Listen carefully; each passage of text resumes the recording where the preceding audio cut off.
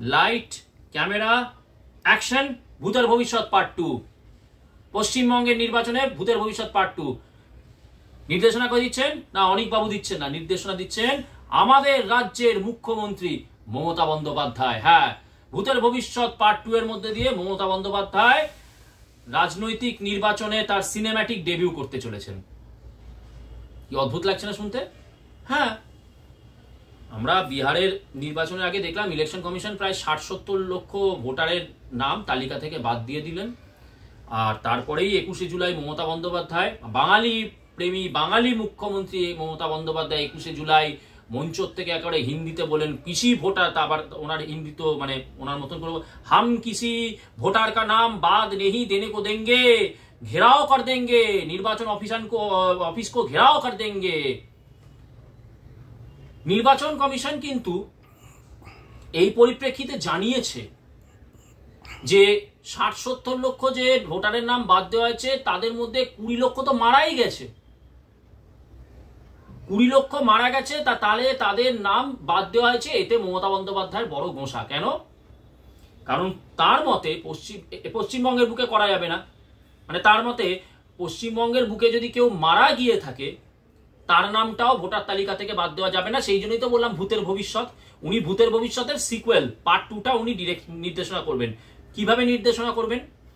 যেদিনকে নির্বাচন হবে সেদিনকে উনি বিশেষ ক্ষমতা, উনি তো ব্রহ্মা বিষ্ণু মহেশ্বর, তারও ওপরে আলফা ওমেগা, তারও ওপরে তিনি সেদিনকে তার বিরাট মন্ত্র শক্তি ক্ষমতা বলে সেই যে পশ্চিমবঙ্গের বুকে যে ভোটাররা ধরুন মারা গেছেন তাদেরকে প্ল্যানচেট করে নামিয়ে আনবেন।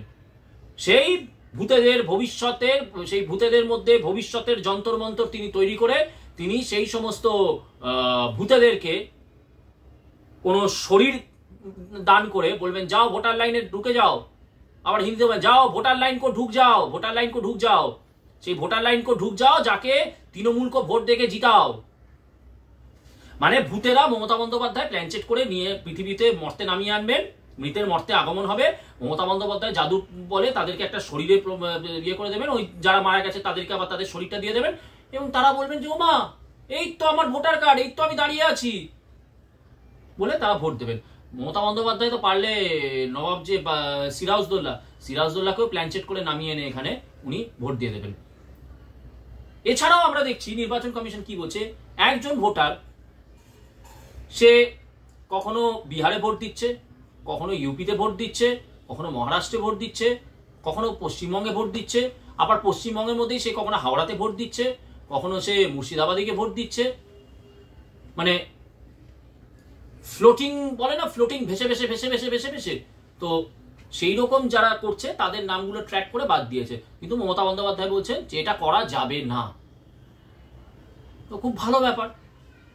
সেই জন্যই ওনারা এক দেশ এক নির্বাচন এর বিরোধী। কারণ এক দেশ এক নির্বাচন হলে মমতা বন্দ্যোপাধ্যায় যে প্রিয় যে দুধেল গাইয়েরা, বেসিক্যালি এই কাজগুলো কিন্তু দুধেল গাইয়েরাই করে, মানে তারা সিদ্ধহস্ত। চলে যাবে উত্তরপ্রদেশ বিহারে কাজের সূত্রে, এবারে সেখানে কাজের সূত্রে গিয়ে কাজ করবে। যখন উত্তরপ্রদেশ বিহারে ভোট হবে তখন তারা ওই আধার কার্ড ভোটার কার্ড বানিয়ে নিয়ে তারা উত্তরপ্রদেশ বিহারে ভোট দেবে। আবার যখন পশ্চিমবঙ্গে ভোট আসবে তখন তারা পশ্চিমবঙ্গে কেবল ওই মালদাতে ভোট দেবে না, যে আমাদের এখানে তো 6-7 দফায় হয়, প্রতি দফায় দফায় দফায় তারা দফায় দফায় তারা দুধেল গাইরা গিয়ে দফায় দফায় গিয়ে সেই দফাতে গিয়ে তারা ভোট দিয়ে আসবে। এটা হচ্ছে মমতা বন্দ্যোপাধ্যায়ের গণতন্ত্র। এবং এই গণতন্ত্রের বিরুদ্ধে যদি আপনি কথা বলে ওঠেন তাহলেই হয়ে যায় ফ্যাসিজম। हम इलेक्शन कमीशन को घेराव कर देंगे, किसी को ना छोड़ेंगे। সত্যি সেলুকাস কি বিচিত্র এই পশ্চিমবঙ্গ, আর সত্যি সেলুকাস কি বিচিত্র পশ্চিমবঙ্গের মাননীয় মুখ্যমন্ত্রী মমতা বন্দ্যোপাধ্যায়। এটা হচ্ছে তার কাছে গণতন্ত্র, কিন্তু ইলেকশন কমিশন যেটা করছে তার মতে সেটা হচ্ছে ফ্যাসিজম। আসল ভয়টা তো হচ্ছে যে এই যে ঘাপলাগুলো হয়, প্রথমেই বললাম এই ঘাপলাগুলোর মধ্যে আসলে রয়েছে কারা? এই দুধেল গাইয়েরা। এই দুধেল গাইয়েরা হচ্ছে এর মধ্যে আসল ঘাপলাতে রয়েছে। এবারে সেই জন্য এই দুধেল গাইদের যদি এক ধারে এরকম 60-70 লক্ষ ভোটার ক্যান্সেল হয়ে যায়, বা পশ্চিমবঙ্গের বুকেও যদি এরকম দেখা যায় যে এরকম 20-30 লাখ যদি ভোটার ক্যান্সেল হয়ে গেল, তাহলে তো মুশকিল হয়ে যাবে।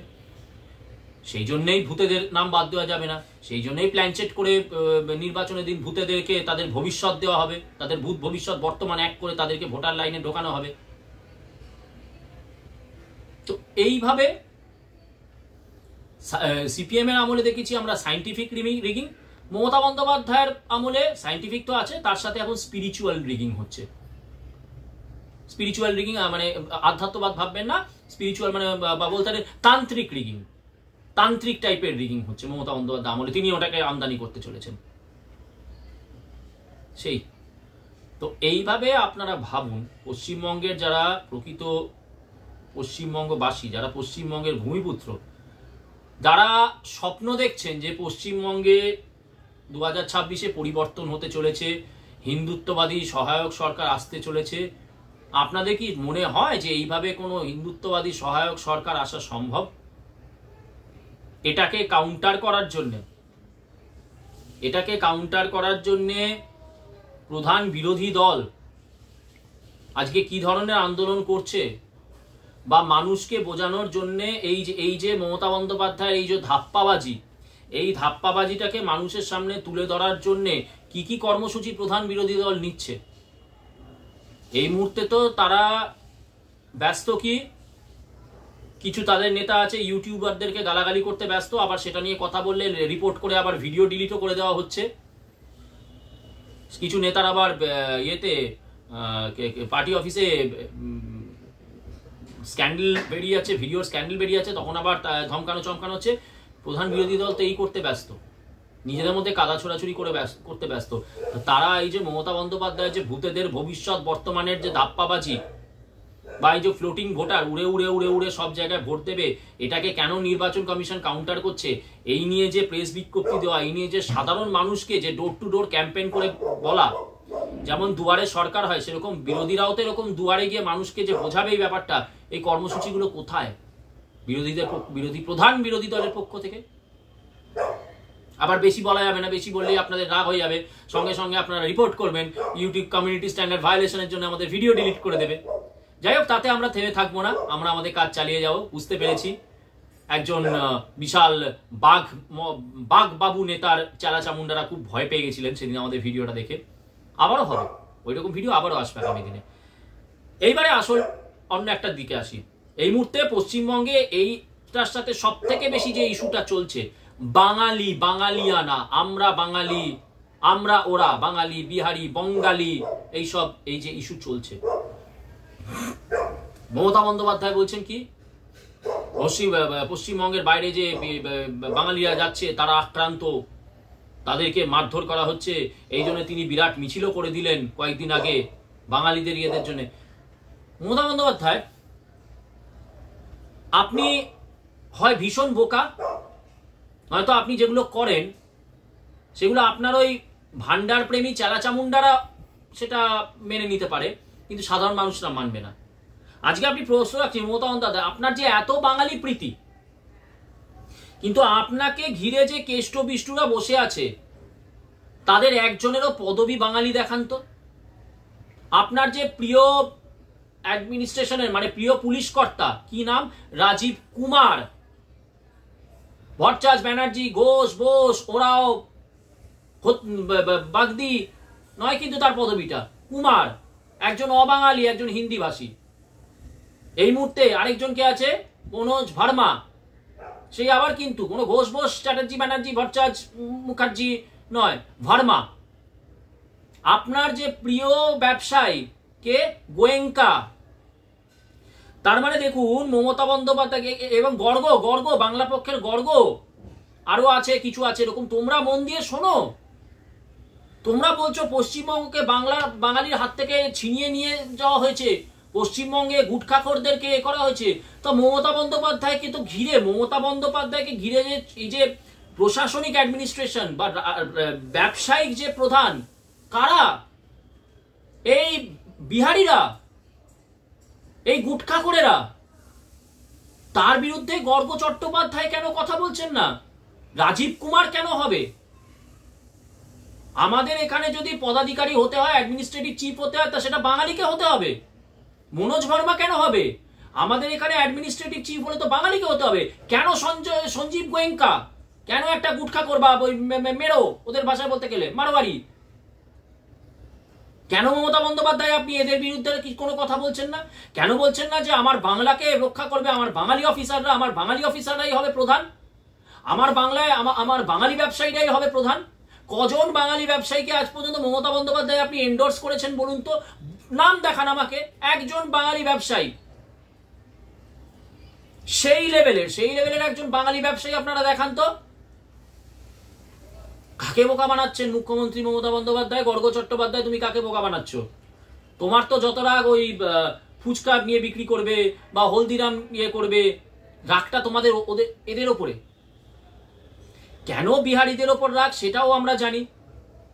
1946-এর গ্রেট ক্যালকাটা কিলিং এর সময় যখন সুরাবর্দী আর তার মুসলিম লীগের চামুন্ডারা হাড়ে রেড়ে করে বেরোলো, বেদম ধোলাই খেলো গোপাল মুখার্জির হাতে, রাম চাটুর্যের হাতে, এবং তার সাথে কারা রেজিস্ট করেছিল? এই বিহারিরাই, এই গোয়ালারা। মেরে বালিগঞ্জে আমরা এখনো জানি লাশ ফেলে দিয়েছিল জিহাদিদেরকে। সেই জন্য তারা ভালোভাবেই জানে আগামী দিনে, আমরা বারবারই বলছি, পশ্চিমবঙ্গ তো গৃহযুদ্ধের দিকে এগোচ্ছে।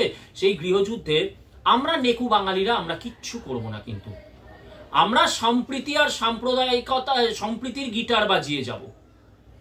আর ওই হোয়াটসঅ্যাপ, টিকটক, টেলিগ্রাম, ইনস্টাগ্রাম, এখানে আমরা সব দেবো, রিয়াকশন দেব।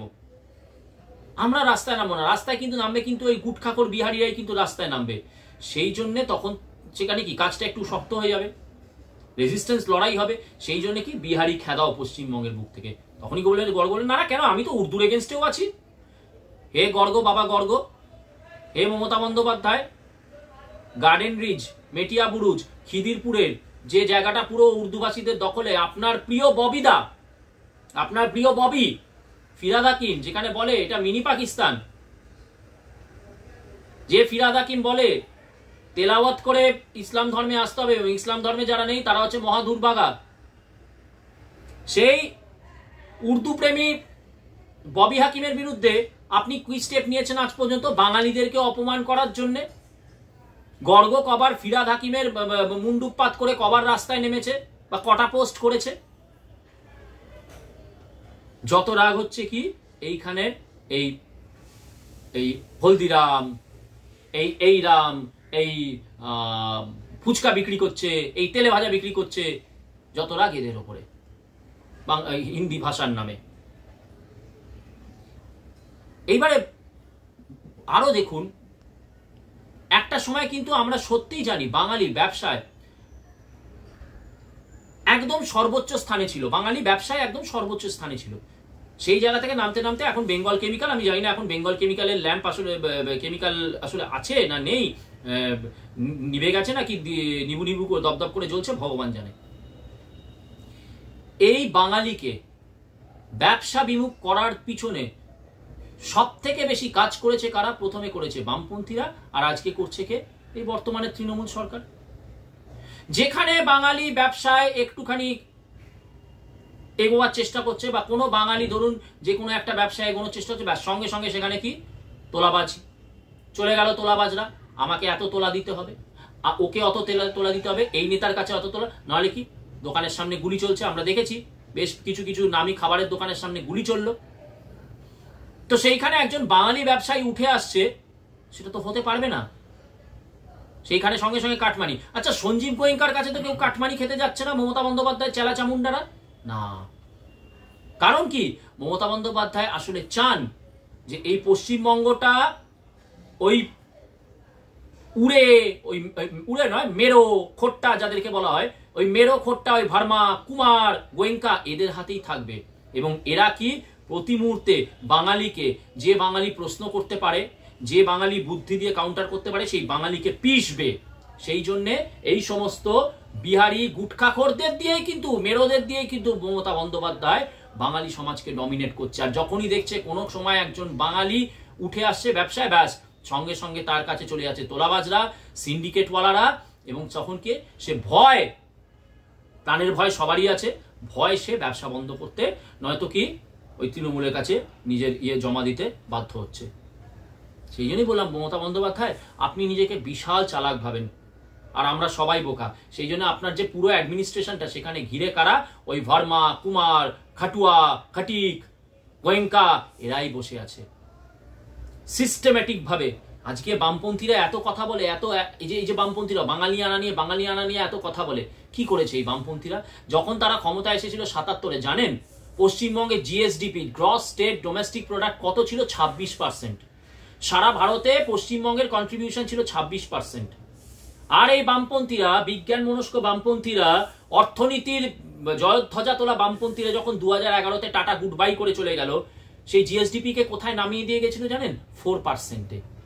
এত বিজ্ঞান, অত অর্থনীতির বিজ্ঞান করা এই বামপন্থীরা বাঙালির জিএসডিপি কে 4%-এ নামিয়ে দিয়ে গেছিল। আবার এরাই আবার মঞ্চে উঠে বলে যে বিজ্ঞান ইয়ে করতে হবে, অর্থনীতির মধ্যে দিয়ে দেশের উন্নতি। তো তোমরা বাবা অর্থনীতির কি পুঙ্গি বাজিয়ে দিয়ে গেছো সেটা তো আমরা সবাই জানি। আর মমতা বন্দ্যোপাধ্যায়ের আমলে জিএসডিপি কোথায় আছে? 8 থেকে 11%-এর মধ্যে ঘোরাঘুরি করে। এই হচ্ছে আপনার বাঙালি প্রেম। আজকে আপনারা সবসময় কথায় কথায় বলবেন কি টাটা, বিড়লা, আম্বানি। পশ্চিমবঙ্গের বুকে মাংস ব্যবসা কাদের হাতে? দুধের গাইদের হাতে। আপনার মাংস ব্যবসা, হ্যাঁ মাংস ব্যবসা, বিশাল টাকা, কত হাজার কোটি টাকার ব্যবসা আপনাদের বলে বোঝানো যাবে না। ফলের ব্যবসা কাদের? এই দুধের গাইদের হাতেই কিন্তু ফলের ব্যবসা। চলে যান না টিটাগড়ে, আপনি কালী পুজো করতে চান, আপনি বলির জন্য পাঠা চান, কার কাছ থেকে নিতে হবে? উত্তরপ্রদেশ থেকে আসা ওই যে দুধের গাইয়েরা, তারা ব্যবসা করে। প্রথমে আপনাকে কি করতে হবে? মসজিদে দান খয়রাতির জন্য 100 টাকা বা 200 টাকা দিতে হবে।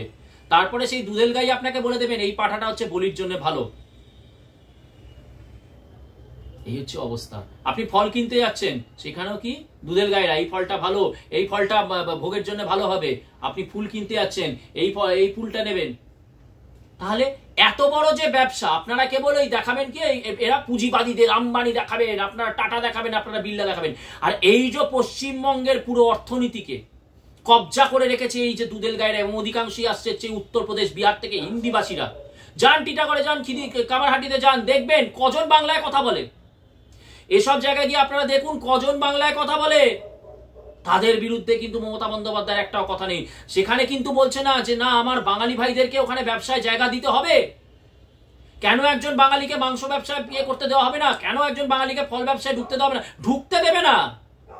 আপনি চাইলেও আপনাকে ঢুকতে দেবে না। সে আপনি গ্রামে একটা ওই এখনো যেখানে দুধের গাইরা সেইভাবে যায়নি মেন স্ট্রিম জায়গাগুলো, সেখানে আপনি একটা খাসির দোকান লাগিয়ে দিলেন ঝাটকা বলে, তাতে কিচ্ছু এসে যায় না। দিনের শেষে আপনি যে খাসিটা নিচ্ছেন, যে ফার্মিংটা হচ্ছে, সেই গোট ফার্মিংটা, সেখানেও কারা? দুধের গায়েরাই। মমতা বন্দ্যোপাধ্যায় আপনি বাঙালি প্রীতি দেখাচ্ছেন, আপনি বিনিয়োগ বলছেন। কিসে বিনিয়োগ হচ্ছে? বিনিয়োগ হচ্ছে কিন্তু কিসে হচ্ছে? কলের ব্যবসায়, প্লাম্বিং এর ব্যবসায়, এইসব জায়গায় বিনিয়োগ হচ্ছে, যেখানে আপনি ভালোভাবে জানেন কোনো মধ্যবিত্ত পরিবারের বাঙালি ছেলে যাবে না, তারা এইসব ব্যবসায় যাবে না। মানে আপনি ঘুরিয়ে, এবং সেই জন্য কি এখান থেকে ব্রেন ড্রেন হচ্ছে। কি হচ্ছে? যত এখানকার ভালো বাঙালি কৃতি ছেলে মেয়েরা আছে তারা কি অন্য রাজ্যে চলে যাচ্ছে, এবং আপনি এটা খুব কনসিয়াসলি করছেন, কারণ আপনি চান এটা হোক। হলে কি হচ্ছে? এই যে মধ্যবিত্ত, পশ্চিমবঙ্গ হচ্ছে বেসিক্যালি মধ্যবিত্ত বাঙালির সমাজ তো, এবং মধ্যবিত্ত মানুষ প্রশ্ন করে, তার মধ্যে যদি শিক্ষিত হয় বড় বিপদ। ওই ইয়েতে ছিল না যে বেশি পড়াশোনা করা ভালো নয়, ওই হীরক রাজার দেশে একটা কি ছিল, এই মুহূর্তে আসছে না, যে লেখাপড়াটা বেশি করা ভালো নয়, বেশি জানতে পারলে মুশকিল। তো মমতা বন্দ্যোপাধ্যায় তো সেই হীরক রাজার সেই যন্ত্র মন্ত্রের থিওরি সেটাই তো ব্যবহার করছে, যে বেশি পড়াশোনা করা উচিত নয়। ওই জন্য কি সবাইকে কি করছে? পাশ করিয়ে দাও, 80% 90% পাশ করিয়ে দাও। কিন্তু তার মধ্যে যারা প্রকৃত অর্থে কৃতি, যারা প্রশ্ন করতে পারে, তাদের জন্য কি এখানে কোনো চাকরি নেই? সরকারি পরীক্ষা বন্ধ হয়ে গেছে। এখানে দেখান তো পশ্চিমবঙ্গের বুকে ভালো রিসার্চ অ্যান্ড ডেভেলপমেন্টের কটা সেন্টার আছে? R&D তে ম্যাক্সিমাম কৃতি ছেলে মেয়েরা যায়, তাদেরকে ছুটতে করতে হচ্ছে ব্যাঙ্গালোরে। এটাই তো মমতা বন্দ্যোপাধ্যায় চাইছেন, যে পশ্চিমবঙ্গ থেকে এইসব কৃতি ছেলে মেয়েরা এরা চলে যাক, তাহলে এরা প্রশ্ন করবে। আর এই সমাজটা যদি বেশি প্রশ্ন করতে শুরু করে দেয়, ডাক্তার সমাজ, শিক্ষক সমাজ, রিসার্চ অ্যান্ড ডেভেলপমেন্ট যারা করছে তারা সমাজ, বৈজ্ঞানিক সমাজ, তাহলে তো আমার গদি টিকিয়ে রাখা মুশকিল। সেই জন্য এদেরকে তারাও পশ্চিমবঙ্গ বুক থেকে বিনিয়োগ হবে, কিন্তু এমন ইন্ডাস্ট্রিতে বিনিয়োগ হবে যেখানে বাঙালি যাবে না। কারণ বাঙালি যতই হোক white collar job, blue collar job এগুলো করতে ভালোবাসে। সেখানে স্কুল বন্ধ করো, যত বড় স্কুল বন্ধ করে দাও এখানে সরকারি স্কুল। কিন্তু সরকারি স্কুলগুলোকে বন্ধ করে যে বেসরকারি স্কুলগুলোকে দেওয়া হচ্ছে, দেখান তো কটা বেসরকারি স্কুলের মালিক বাঙালি। পশ্চিমবঙ্গের বুকে যে বেসরকারি স্কুলগুলো, সেই কিন্তু গোয়েঙ্কাদের হাতে, সেই কিন্তু বিড়লাদের হাতে বেসরকারি স্কুল। অনেক এমনি মানুষ কিন্তু অ্যাফোর্ড করতে পারবে না, সেই বিড়লাদের গোয়েঙ্কাদের স্কুলে পড়াতে আপনারা অ্যাফোর্ড করতে পারবেন না। তো তাদের কি হবে? ওই সরকারি স্কুলে যেতে হবে। এবং সরকারি স্কুলের কি কঠিন পরিস্থিতি আমরা দেখছি। ওই কোন রকমে তারা 12টা পাস করবে, তারপরে কি ওই দিদির ভান্ডার বা দিদির দুয়ারে এখানেই ঢুকতে হবে। মানে রাজনীতি করে আমাকে পেট চালাতে হবে। আর যে সমস্ত গোয়েঙ্কা বিড়লাদের স্কুলে যেসব ছেলেমেয়েরা পড়াশোনা করছে, তারা তারপরে বলবে কি, West Bengal has got no future, let's move out from here. Relocate করে যাচ্ছে, যেটা মমতা বন্দ্যোপাধ্যায় চায়। ওই জন্য আবারও বললাম, কটা মানে যে বেসরকারি যে স্কুল, সেখানে বাঙালি মালিক দেখান তো। আপনি বাঙালি প্রেম দেখাচ্ছেন। ওই জন্য আপনার বাঙালি বলতে আদর্শ হচ্ছে সিরাজদৌল্লা, যে সিরাজদৌল্লা একজন তুর্কি ভাষী বিয়ে, সে নাকি বাংলার নবাব হয়ে গেল। সেই জন্য আপনি রাজা শশাঙ্ককে কোনোদিনও সামনে আনবেন না। আপনি বলবেন যে যা রাজা শশাঙ্কর ওখানে ছাগল চড়বে। সিরাজদৌল্লার সৌধে গিয়ে আপনি মালা চড়াবেন, কিন্তু রাজা শশাঙ্কের যে কর্ণ সুবর্ণ, সেখানে গিয়ে ছাগল চড়বে। পশ্চিমবঙ্গের বাঙালি আর কবে বুঝবে? মমতা বন্দ্যোপাধ্যায় যে খুব সূক্ষ্মভাবে যে বাঙালিকে যে লাটে উঠিয়ে দিচ্ছে,